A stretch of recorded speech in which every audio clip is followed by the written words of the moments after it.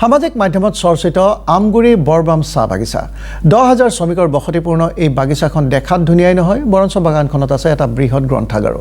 সুন্দৰ দৃশ্য চাবলৈ 61 নম্বৰ ৰাষ্ট্ৰীয় ঘাইপথৰ পথচাৰীও কেতিয়াবা ক্ষন্তেক থমকি ৰয় আৰু উঠে এখন সেলফি বাগিচাৰ সৌন্দৰ্য খলাগিলে মুখ্যমন্ত্ৰী ডক্টৰ হিমন্ত বিশ্ব শৰ্মাই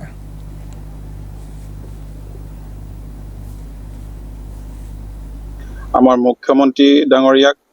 ধন্যবাদ দিম যে তেখেতে আমাৰ বৰবাম বাগিচাৰ সৌন্দৰ্যক শলাগিছে তেখেতৰ এই বাৰ্তাই হয়তো বৰবাম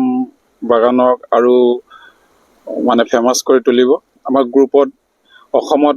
12খন বাগান আছে আৰু গোটেইকেইখন বাগানতেই আমাৰ এই এনেকৈ আমি এটা ষ্টেণ্ডাৰ্ড মেইনটেইন কৰিবলৈ চেষ্টা কৰোঁ বৰবাম চাহ বাগিচাৰ কৰ্তৃপক্ষই ইয়াৰ শ্ৰমিকসকলে ইমান সৌন্দৰ্যকৈ ৰখাৰ যি পৰিকল্পনা গ্ৰহণ কৰিছে আমি খুব সুখী হওঁ এই ঠাইৰ লোক হিচাপে কাৰণ আমি মুখ্যমন্ত্ৰী ডাঙৰীয়াক